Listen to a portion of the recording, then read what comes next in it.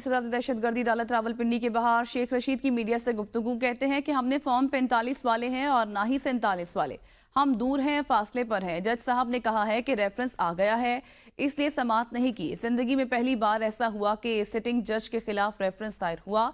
इस जज के किरदार पर कौम को फख्र है।